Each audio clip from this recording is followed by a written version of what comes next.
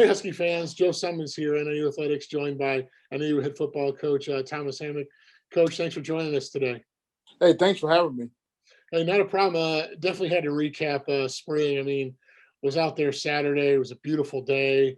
I mean, you guys got some work in. I mean, can you just talk about, spring in general and how you felt the spring went for you guys? Yeah, I think we really took advantage of the spring season. This was an important offseason for us. And what we know is, young players always make the biggest jump. If you think back to high school, a high school freshman makes a big jump to college, to pros at every level. And that's because you get comfortable with the work, you get comfortable with the speed of the game. And we had a lot of young players that needed to make jumps. And I think we got that accomplished. I think guys attacked the weight room. Coach Junior and his staff did a great job attacking the mindset and the physical work that needed to be done. And then our coaching staff did a great job in the spring, making sure guys were prepared. We put in a lot of install. We put in a lot of different things. We took advantage of the time, and I think our players responded. They played well. They played physical. It was exactly what we needed to be what we need to be. And for us now, the next thing is to, for our players to get some time off, go home, relax, get away, and then come, the first week in June. Let's keep attacking the process. You and I talked a little bit early on in spring about how, last year we didn't have a spring ball, but again, we played so many young guys during that 6-game season that not sure that a spring ball would have mattered much in the grand scheme of things. How important was this spring to this young team's development?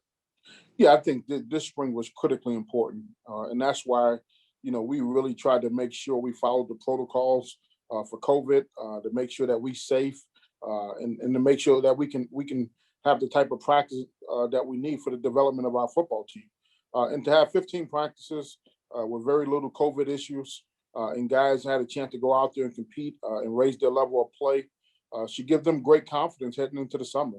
And that's the thing that we talked about is building, is a steady crescendo up into the season. And spring ball was a major part of it. Summer conditioning is going to be a part of it. Fall camp is going to be a part of it, and then obviously make sure we're peaking at the right time for Georgia Tech. What impressed you most about the group over these 15 practices? Well, the thing that really impressed me the most was the level of physicality that we were able to maintain. I think we are, very developed on the offensive and defensive line. And I think, in the trenches, that's where, games are won and lost. And I think that, we have some guys that can control a lot of scrimmage. And I think that's going to be important for our long-term success. But to me, we practice extremely hard. We practice extremely physical. We really wanted to make it a tough man operation. And I think guys really responded to that. We have 45 guys get out hit for 15 shirts, which means you didn't miss a rep all spring. And we graded them hard. If a guy tweaked his ankle, he better jump back in there if he wanted to get his shirt. So it was a couple of days I thought I was going to save some money for the program, but guys really stepped up and was able to take reps to continue to go. And we're just proud of the work that we was able to get in.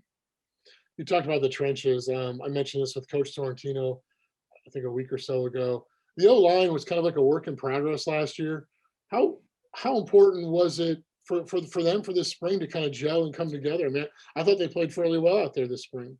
Yeah, I think, anybody that knows, offensive, football understands, you're only as good as your offensive line. And I think last year, the average age of our offensive line as a whole was 19 years old, which is pretty young. But to say we have all those guys coming back, we got 5 guys with starting experience, and we got another 3 to 4 guys that can really push to be a starter. We feel like we have a good, 9 deep. We're not quite too deep at every position, but we feel like we have 9 guys we can win with up front, and I think they've gotten stronger. If you look at the weight numbers, the strength numbers in the weight room, from where they are now to where they were a year ago, is night and day. And I think those guys have confidence. I think they're bonding. They have the chemistry. Braden Patton does a great job keeping those guys together and making sure they get the type of work that they need.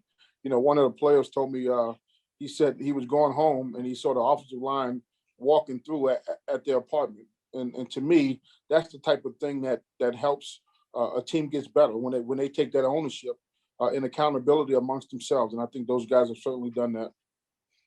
Well, that O line. I mean, they were going up against a real solid D line all spring too. I mean, talk about that front four that we've got. I mean, they're big, they're long.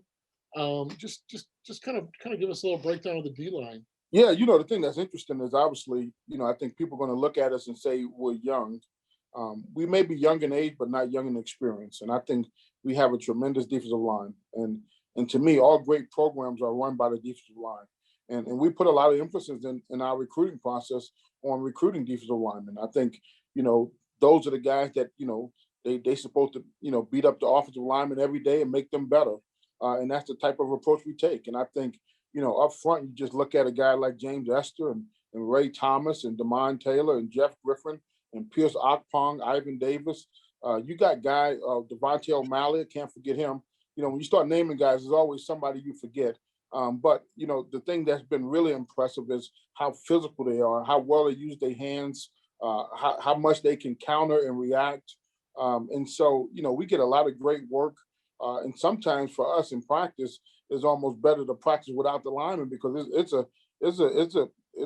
fight in the phone booth, and those guys get after it, and it's been fun to see, and I think it's made us better on offense. Our offensive line, they get tired of those guys changing the line of scrimmage, and the way we score practice. I had a defensive line. Jeff Griffin was in my office this morning, and he said, we realize if we don't win the battle up front on the defensive line, we're probably not going to win practice. And that's what you want. You want those guys to take the ownership and the responsibility that our team is going to be as good as our defensive line is. And I think our coaches understand that, and they coach them to be that way.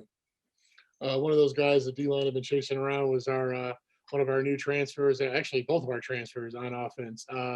Rocky Lombardi, a quarterback, and Clint Rajkovic at I don't know what position to call him. Yeah, he's a Swiss Army knife. Over. Yeah, he's Swiss Army knife. Those two transfers has been phenomenal. Number one, they're older, they're mature, they're grown men, they're leaders, and I think the easiest way to gain respect amongst your teammates is in off-season workouts, and those guys are the strongest guys on the team. They work the hardest in the off-season, so it becomes very natural to take a leadership role on the football field. And Rocky, he really took our offense. And he really tried to learn it inside and out, and I think he's done that. When he first came here, I asked him, what are some routes that you like and what are some routes that you dislike? And I think what he found out was in this offense, he's going to have the ability to put the ball in spots and have guys that's going to make plays. And so we're very excited about him, very excited about what he can do. Obviously, he can throw the ball, but he gives us an added dimension with his ability to run. And I think his legs is going to be a weapon. I mean, you get into third and long situations. If the receiver doesn't come open, to have a quarterback that can extend the play with his legs is invaluable. And that's something that, we certainly need to lean on. And then Clint, I mean, what a phenomenal young man. What a phenomenal talent. I mean, he's a guy to me, he has the ability to be a running back. But he also has so many other qualities that he brings to the table that this is the guy we certainly plan on having a big season. He's a guy that, I'm already making calls to try to get him, to the Senior Bowl because he's that talented. And I think, obviously I had an opportunity to coach Kyle Juszczyk in Baltimore. And this kid is very, very similar. And he has a lot of things that he does well. And we need to make sure we maximize him, this season because I think he really can help our offense. Kind of go back to Rocky a little bit. I mean, can you talk about you kind of jumped into a fairly young room. What kind of influences he had on that group? I mean, it's a lot of like redshirt freshmen, true freshmen, et cetera. I mean, it's a young group. Yeah, Rocky is a guy. I talk extensively too about that and his ability to not only lead the offense, but to lead that young quarterback room. And we talk about when you leave here, leave that room in a better position than what you came in at. And, for those young guys to look at him and watch the way he worked from Dustin Fletcher to Ethan Hampton, what a great mentor he is for them and how to work and how to commit yourself to the process of getting better. And I couldn't be more ecstatic about having him on our team. Obviously when you bring in a transfer, number one, you want to make sure it's the right type of fit. And from talking to him exclusively on the phone, I felt that he had a lot of qualities. Obviously, he was a high school wrestler, finished second in state, so he has toughness, and then he has the work ethic to be good. And I think for him, what I explained to him, you don't have to come here and put everything on your shoulders. We have enough talent around you that if you be the orchestrator and get everybody where they need to be and deliver where it needs to be, we can be a very explosive offense. One of those young guys you mentioned, Ethan Hampton, he's part of like a quartet of early enrollees.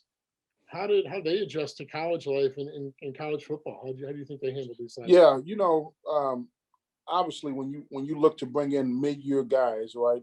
They normally caught in between the class, right? They come in after the last class and before their class. So you want to make sure you have the right type of young man that can handle the workload from an academic standpoint, that mentally is mature enough to come in and do the things that a college athlete needs to do. And the four young guys that we brought in, Ethan being one of them, Blake Colson, Cyrus McGarrell, and Pete Niger, all outstanding young men. They handle their business in the classroom. Their grades have been phenomenal. And guys that have really given themselves a chance to play this year. And Ethan, being a guy, he's a phenomenal talent at the quarterback position. He can make every throw. He throws a nice ball, and he's a better athlete than you would believe. We tested him this offseason, and his test numbers was off the chart for a quarterback. And obviously, he's got to keep getting a little bit bigger, keep getting a little bit stronger. But he's extremely smart. He's a hard worker. Doesn't say much, but goes out there and can execute his job. And he has a bright future, and I'm glad he chose NIU. We've talked about a lot of the new faces and whatnot, some of the younger guys, and I say this term with reverence. Talking about some of the older guys, we got Lance DeVoe, Kyle Pugh, Tyrese Ritchie. You mentioned Braden Patton. I mean, these guys, they came back for another year. They didn't have to. I think that, what does that say to you about them, about their commitment to this program, and then wanting to just kind of make this place a better program? Well, obviously, they love NIU. I think that speaks first and foremost. Secondly, I think they believe we have a good team. Regardless of the record last year, I think they see the talent that's in the program that just needed time to mature. And we have a very good mix of veterans that bring stability and leadership, and guys that people want to follow, and they play well. I mean, they all those guys you named are good players. Even from Dylan Thomas has played a lot of football for Yep. us. So the veterans that we have are very experienced, very good football players, and then we have a young group around them that's going to help fill in the blanks and make sure that they can go out the way they want to go out. Tyrese Ritchie had, I mean, it was only 6 games, but man, he had a breakout year last year for us. Can you just talk about where you felt he grew the most this spring, and where you see his season heading next year? Yeah, his ability to run routes. Coach Sorrentino has done a great job really refining his route running ability. Tony coached in the NFL. He understands what type of routes he needs to be able to run, how to create separation, the little nuances of the position. And Tyrese has been like a sponge all spring, soaking it up. Because now it's no longer trying to teach him what to do, is now trying to teach him how to be a master of what he does. And he's really taken to it. He's really elevated his game. And the thing that he needs to understand is, he's going to attract a lot of attention. We got a lot of guys that can make plays as well. So you may not get the ball as many times as you got last year because we have better overall talent. But when you do get an opportunity, you got to win those one-on-one matchups, and it can't be close. And I think he understands that. I think he's getting himself in the right mental headspace to have a dynamic senior season. And I hope he's another guy that I think the Senior Bowl needs to call and say, hey, because he's gonna play better than everything else. And those guys, he's gonna be a guy that he should have another excellent season. He was an All-MAC last season, and we expect even more this season. Another guy in that room that had a heck of a year as a freshman last year, Trayvon Rudolph. Can you talk about how important this spring had been for him to just continue that development from and build on what he did over the fall. Yeah, Trayvon is a guy that came in and was a walk on that earned a scholarship and played well for a true freshman. He's gotten older, he's gotten more experience. He understands our offense a lot better. We can do a lot more things with him. Right now he can play all three positions, where last year he just played in a slot. But having the ability to play all three positions gives us more flexibility with what we can do.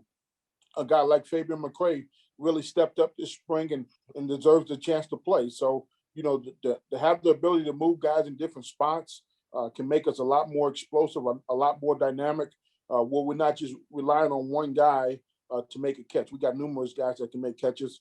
And Trayvon Rudolph is a guy that made a jump.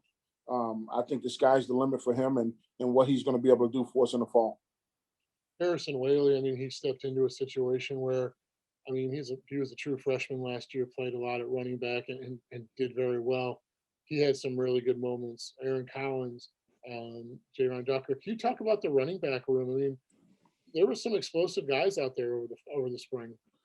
Yeah, I tell you what, if you can guarantee me they're going to be healthy for 12 games, I can tell you what type of group we're going to have. I'm very excited about the running back group. I think they are very dynamic and explosive, and we don't have to be great up front. I remember Coach Novak telling me a great offensive line can make an average back look good, and a great back can make an average line look good. So I think we got some backs that can complement our offensive line, and I think Harrison Whaley was a guy last year that came in. He was extremely raw. And he continued to get better each and every week. And by the end of the season, he had two 100-yard games. He didn't put the ball on the ground as a true freshman, and he took some shots. Guy make the jump that he's made, with the work that he's put in. Last year he played at 169 pounds. He's 183 pounds right now, which is still not the biggest, but he is very explosive, and he can score from anywhere in the field. And then obviously you had Jay Ducker, who missed last season. Obviously, his vision, his ability to make people miss is top notch.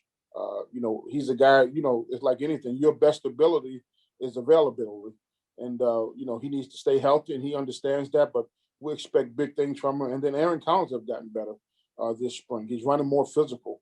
He's being a tougher player, and he's being the type of player that he wants to be. So that's a room that's very deep.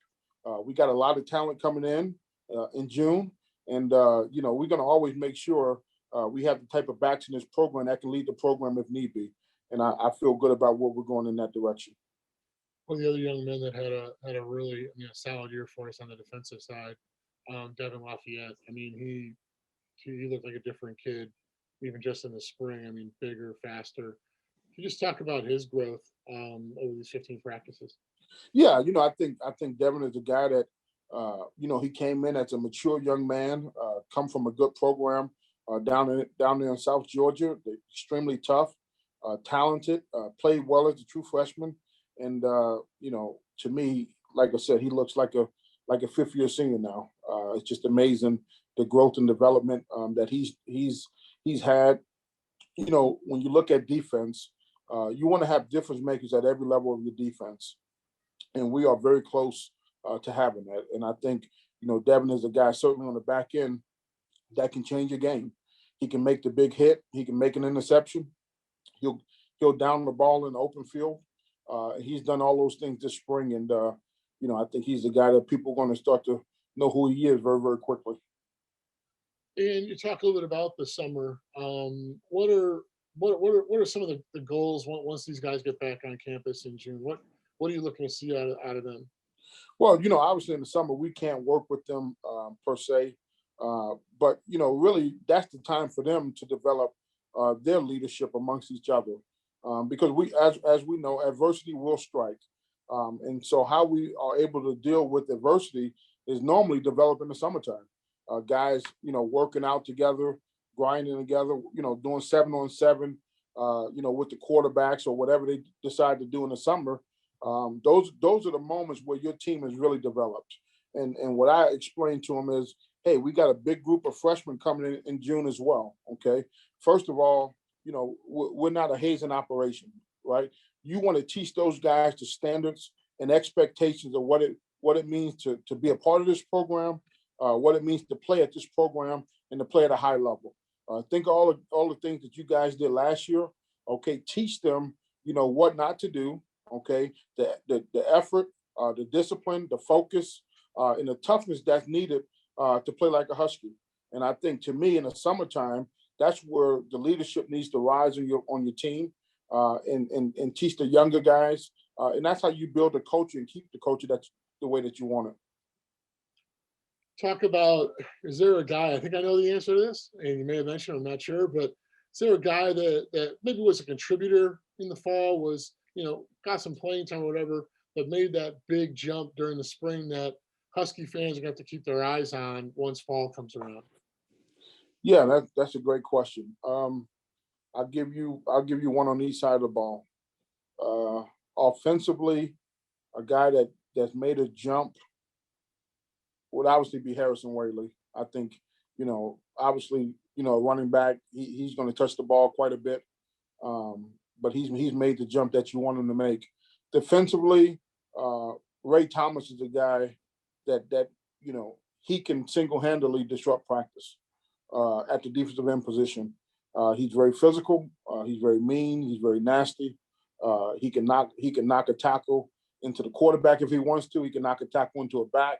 But he's a guy that can change the way you do things at the defensive end position. And I think his best football is ahead of him.